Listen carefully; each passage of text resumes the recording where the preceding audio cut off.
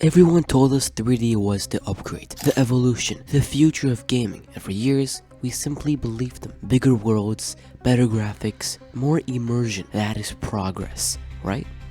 That is gaming getting better. But here's what nobody wants to say out loud. Some of the greatest gaming experiences ever made are completely flat. No depth, no polygons, just a screen, and pure unfiltered gaming design that absolutely surpasses what most 3D games could ever dream of being. 2D was never the lesser format, it was never the outdated option that needed replacing, and today, I am going to prove it. Let's start in 2007.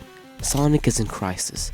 Sonic 06 has just released and it was a disaster. Glitches everywhere, loading screens every 5 seconds, a story nobody asked for. 3D Sonic was embarrassing itself in real time. And while everyone was busy talking about how broken 3D Sonic had become, something else was happening. Quieter, something on a much smaller screen. Sonic Rush Adventure came out on the Nintendo DS. No massive budget, no cinematic cutscenes, just Sonic, small screen, and some of the most satisfying momentum-based gameplay the franchise had ever produced. But here's what most people do not talk about enough: the animations. The way Sonic moves in Sonic Rush Adventure is remarkably clean. Every frame of that sprite work has personality. The boost animation, the way he skids, the way he reacts to hits, it all feels alive, in a way that many 3D Sonic games never managed to achieve. The third dimension gave a Sonic face and somehow made them feel less expressive. Think about that for a moment.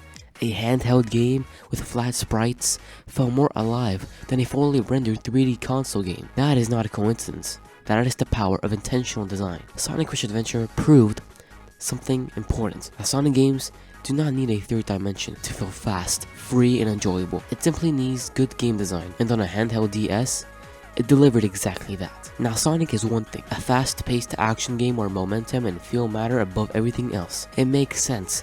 2D would thrive there. But what about a good genre that relies on depth, on world building, on storytelling? Surely that is where 3D has the advantage. Let us test that. Pokémon Black and White, 2010, Nintendo DS.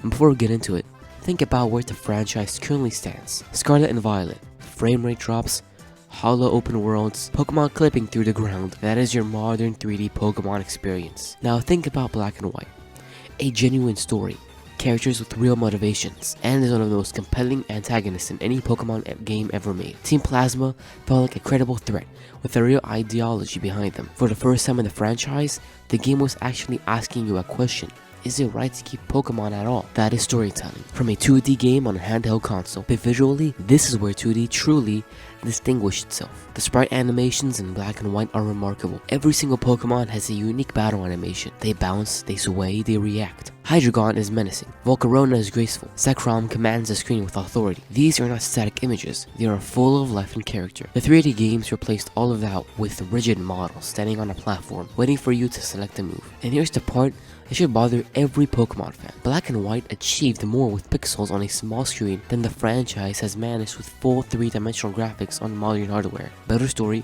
better animations, better soul, all on hardware that fits in your pocket. So we have seen 2D triumph in action. We have seen a triumph in storytelling, both on handheld hardware from over a decade ago. Here's the question that really matters. Is this just nostalgia talking? Are we simply looking back at the old games through rose-tinted glasses and calling it greatness? Because if 2D gaming is truly as powerful as I'm claiming, it should be able to prove itself right now against the best that modern gaming has to offer. Hollow Knight Silksong, released in September of 2025, a small independent studio, Team Cherry, delivered one of the most anticipated games in recent memory. 7 million copies sold, an overwhelming response on launch day. The gaming world stopped what it was doing and paid attention, and it is completely two-dimensional. No open world, no ray tracing, no enormous marketing budget, just hand-drawn animation, precise controls, in a world so carefully crafted, it puts many big-budget 3D titles to shame. Now remember what we said about animations in Black and White, about how sprite work can feel more alive than a 3D model? Silksong takes that idea and pushes it to an entirely different level. Every move in Hollow Knight mix is handcrafted with intention. The way she swings her needle, the way Silk trails behind her mid-air, the way she lands after a strike.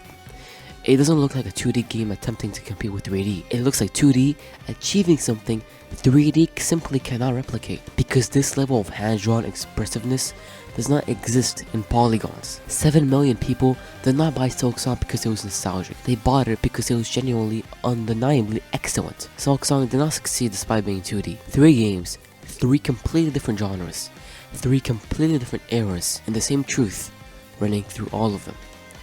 At the end of the day, the debate between 2D and 3D was never really about graphics. It was never about which format looked more impressive on a screen, or which one pushed hardware to its limits. It was always about feel, about intention, about whether the people making the game actually cared about the experience they were delivering. 2D games were written off as outdated the moment 3D games became possible, but they never went away. They never stopped producing masterpieces.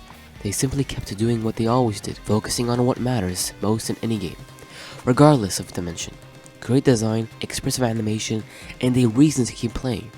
That is something no amount of polygons can manufacture. If this made you think differently about 2D gaming, leave a comment below. Subscribe. If you're new, I will see you in the next one.